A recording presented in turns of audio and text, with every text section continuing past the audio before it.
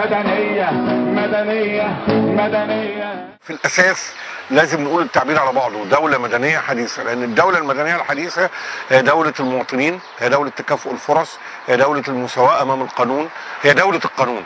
يعني هي دولة أولا غير بوليسية، هي دولة ثانيا غير عسكرية، لا يحكمها العسكر. ليه بنقول دولة مدنية حديثة؟ بالمقارنة بإيه؟ بالمقارنة بدول العصور الوسطى قبل الدولة المدنية الحديثة، أي قبل الثورة الفرنسية. لما يجي يقول لك دولة دينية، دولة دينية بيقول لك أنا ربنا معيني، أنا ربنا مختارني، وبالتالي ما تقدرش تعارضه لأنه بيعمل خلط ما بين الدين وبينه، وبالتالي لو جيت انتقدته ممكن يوصلك انك انت بتنتقد الدين. لما الشيخ يقول لك تقول ولذلك كانت فكرة الدولة المدنية ضد رجال الدين، ضد سيطرتهم. كله يخرج يوم السبت ويقول لا.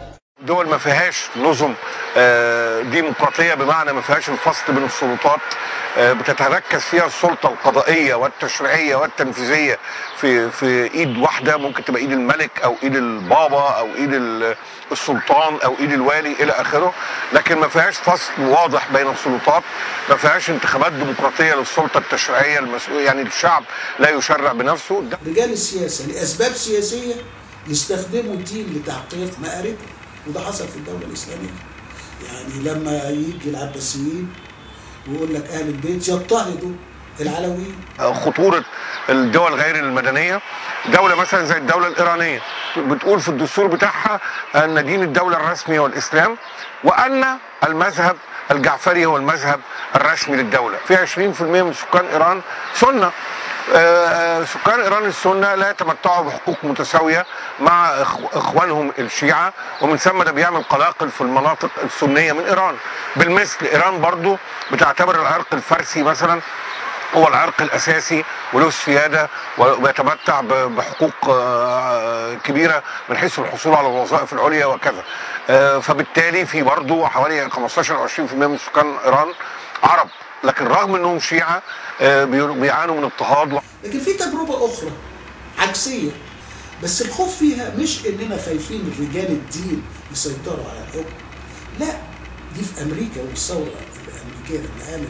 المهاجرين اللي ذهبوا أمريكا كانوا من الأقليات الدينية في إنجلترا، وكانوا مضطهدين ومسيحيين، ولكن فرق زي البيوريتي وفرق صغيرة في الديانة المسيحية، ولكنها خروج على التيار الرئيسي الأنجليكاني اللي كان موجود. فخافوا، قال لك الله، طب ما هو إنجلترا في أثناء استعمارها لأمريكا عدد كبير من الإنجليز راحوا لأمريكا، خصوصا بعد ما ظهرت فيردي الرواد الأوائل وكانوا من الكنيسة الغالبة.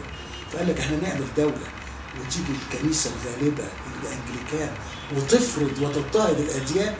فالفصل ما بين الدولة والدين في أمريكا كان مش خوفا من رجال الدين، خوفا من رجال السياسة على حرية الأديان. الدولة المدنية أيضا هي دولة فيها ديمقراطية، فيها تداول سلطة، هي دولة تساوي بين جميع المواطنين بلا أي فروق، لا من حيث الجنس بمعنى الأصل العرقي، ولا من حيث الجنس بمعنى الجندر أنثى أو ذكر، ولا من حيث الدين، ولا من حيث الوضع الاجتماعي.